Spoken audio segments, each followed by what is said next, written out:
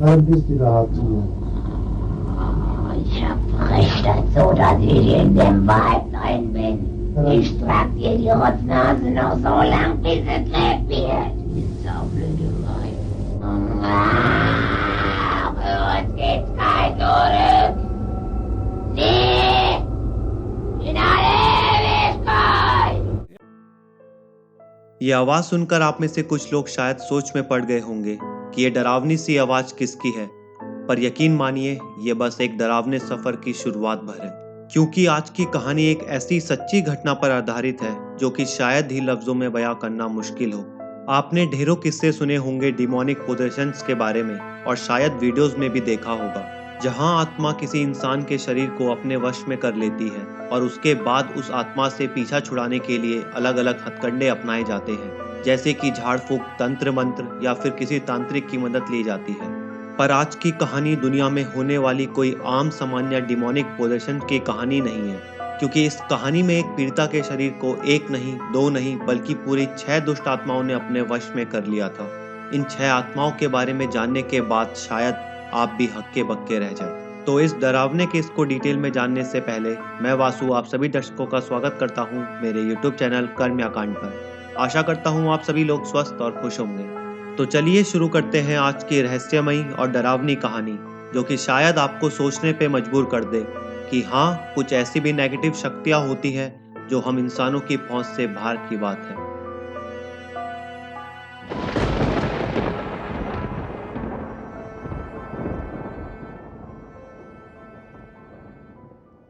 तो ये कहानी है एनालिस मिशेल नाम की एक लड़की की, जिसका जन्म 21 सितंबर 1952 में जर्मनी के बवेरिया स्टेट के एक कैथोलिक परिवार में हुआ था।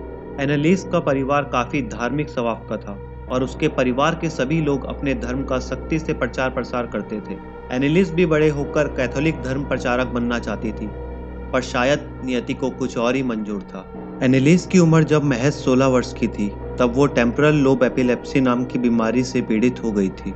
इस बीमारी से ग्रस्त होने पर इंसान अपनी याददाश्त खोने लगता है, यहाँ तक कि उसका अपने शरीर पर भी कोई काबू नहीं रहता। इस चीज से परेशान होकर एनालिस के माता पिता, जो कि अपने धर्म को सबसे ऊपर रखते थे, वो सबसे पहले एनालिस को अपने गुरु के पास लेके जाते हैं। पर यहाँ गुरुजी क्या ही कर सकते थे। तो जब उनके गुरुजी ने हाथ खड़े कर दिए तो एनालिस के माता पिता ने साइकेट्रिस्टों की मदद लेना शुरू किया, पर इसका कोई फायदा नहीं हुआ। तो थक हार कर उन्होंने डॉक्टर्स और अलग अलग हॉस्पिटल्स के चक्कर काटना शुरू कर दिया। क्या आप मानेंगे कि पूरे 5 साल तक चले डॉक्टर्स के इलाज और दवाइयों के बावजूद एनालिस की हालत में कोई सुधार नहीं हुआ। बजाय ठीक होने के उसकी हालत दिन ब दिन और खराब होती जा रही थी।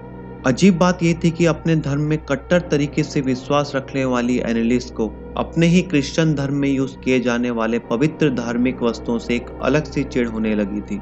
यहाँ तक कि उसे अलग अलग डरावनी आवाजें सुनाई देने लगी थी। उसने कई बार सुसाइड तक करने की कोशिश की, पर वो इसमें असफल रही।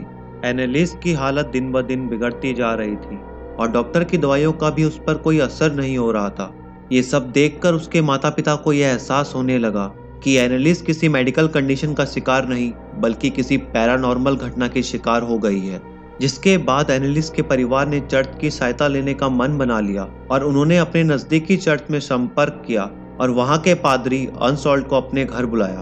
अर्नस्टॉल्ट जब एनालिस के घर आए, उन्होंने देखा एनालिस किसी बेजान वस्तु की तरह जमीन पर पड़ी है।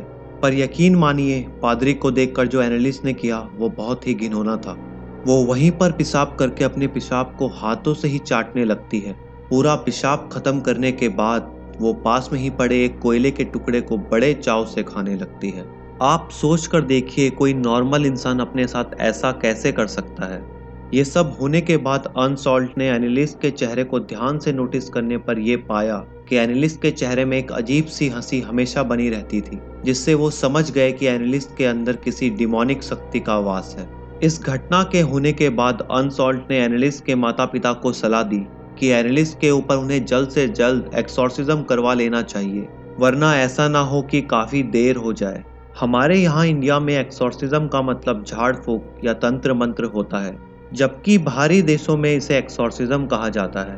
अर्नस्टॉल्ट ने एनालिस के माता पिता को विश्वास दिलाया कि ये क्रिया करने के बाद एनालिस बिल्कुल ठीक हो जाएगी। तो एनालिस के माता पिता इस क्रिया के लिए मान गए। अर्नस्ट ऑल्ट ने इस क्रिया को करने के लिए एक और अनुभवी पादरी को अपने साथ लिया, जिनका नाम था आर्नोल्ड रेंस। और 25 सितंबर 1975 में एनालिस के ऊपर पहली बार एक्सॉर्सिज्म की क्रिया को अंजाम दिया गया। एक्सॉर्सिज्म के इस पहले सेशन के बाद उस पादरी ने बताया कि एनालिस के अंदर एक नहीं, दो नहीं, बल्कि 6 बुरी आत्माओं का वास है। इस पहले एक्सॉर्सिज्म को करने के बाद एनालिस के शरीर में वास करने वाली आत्माएं और भी उग्र हो गई और एनालिस को बुरी तरीके से अपनी चपेट में ले लिया। और इसके परिणाम स्वरूप एनालिस के ऊपर एक्सॉर्सिज्म की क्रिया को लगातार कई बार अंजाम दिया गया। एनालिस के उग्र स्वभाव के कारण एक्सॉर्सिज्म की क्रिया करने से पहले उसको उसके बिस्तर पर मोटी मोटी चेनों से बांधना पड़ता था।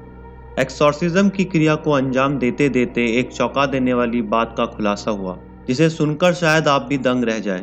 पादरी जब एनालिस के ऊपर एक्सॉर्सिज्म की क्रिया कर रहे थे, तब उन्हें उन 6 बुरी आत्माओं का नाम पता चला जो कि एनालिस के शरीर को कब्जे में करे हुए थी। तो इन 6 आत्माओं के नाम थे नीरो, जो कि रोमन साम्राज्य का 5वां शासक था। इसे आज भी एक राक्षस के रूप में याद किया जाता है। इसके नाम अपराधों की एक भयानक सूची है, जिसमें अपने ही राजधानी को जलाने से लेकर अपनी मां के साथ सोने और अपने कई करीबी रिश्तेदारों की हत्या करने तक का अपराध शामिल है। केन, हमें पता है एडम और ईव के 2 बेटे थे, जिसमें से बड़े बेटे का नाम केन था और छोटे बेटे का नाम एबेल था। केन के हाथ अपने ही छोटे भाई एबेल की हत्या से रंगे हुए थे। जूडस इस्कैरियोट, जूडस जीसस के 12 शिष्यों में से एक था और यही वो शिष्य था जिसने जीसस के साथ महज 12 चांदी के सिक्कों के लिए धोखा किया था।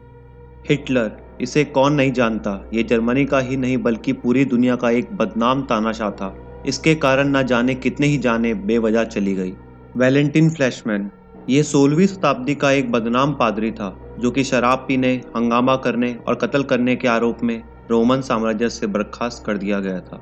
लूसीफर, इसके बारे में कौन नहीं जानता। जैसे कि अच्छाई के प्रतीक के लिए हम भगवान को जानते हैं, वैसे ही बुराई या उसके प्रतीक के लिए हम लूसीफर को जानते हैं और इसे ही शैतानों का शैतान कहा जाता है।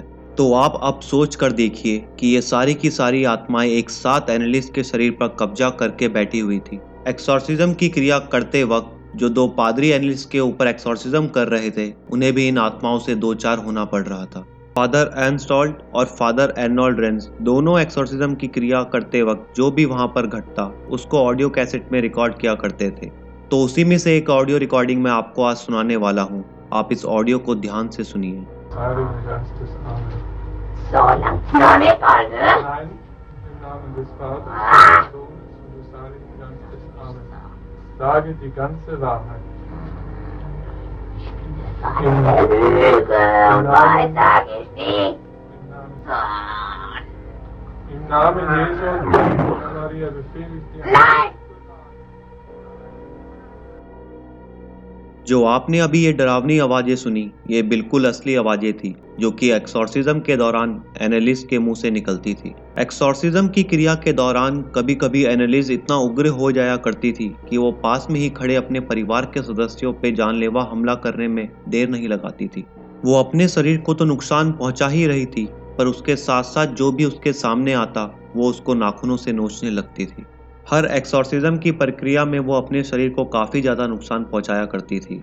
किस्मत से कुछ वक्त के लिए एनालिस की हालत में थोड़ा बहुत सुधार आया, पर यह ज़्यादा दिन तक नहीं टिका और इस बार उन आत्माओं ने एनालिस को पहले से भी ज़्यादा परेशान करना शुरू कर दिया। एनालिस ने पूरी तरीके से खाना पीना छोड़ दिया और वो कहती कि उसके शरीर में बसे शैतान उसे कुछ भी खाने पीने नहीं देते हैं।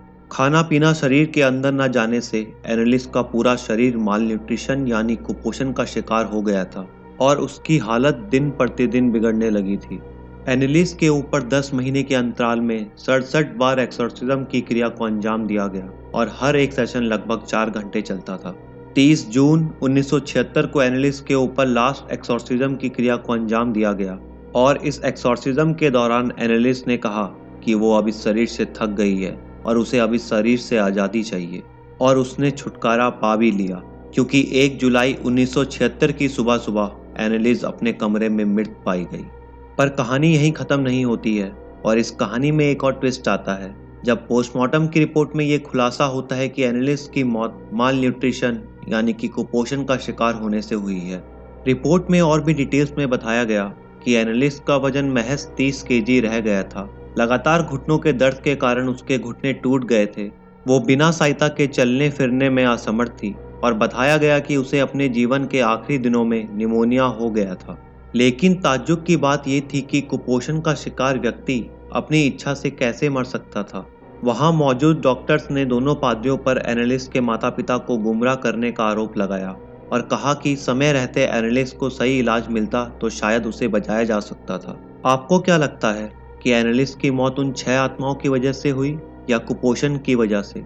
ये एक ऐसा सवाल है जो आज भी एक रहस्य ही बना हुआ है। क्या एनालिस एक मानसिक रोगी थी या उस पर बुरी आत्माओं का साया था? डॉक्टर्स की एक बार के लिए बात मान भी ली जाए, पर एनालिस का वो बर्ताव और 6 अलग अलग आवाजों में बात करना, इसका क्या मतलब था? आप अपने विचार मुझे कमेंट सेक्शन में जरूर बताइएगा। तो ये थी कहानी एनालिस मिशेल की। आशा करता हूँ आपको ये कहानी पसंद आई होगी। जाने से पहले प्लीज़ आप इस एपिसोड को एक लाइक और कमेंट कर दें और चैनल को सब्सक्राइब करना तो बिल्कुल ना भूलें। आप मुझे मेरे सोशल अकाउंट्स पर भी फॉलो कर सकते हैं, लिंक आपको डिस्क्रिप्शन में मिल जाएगा। तो मैं मिलूंगा आपको कर्मकांड के अगले एपिसोड पर। तब तक के लिए अपना ख्याल रखिए। धन्यवाद।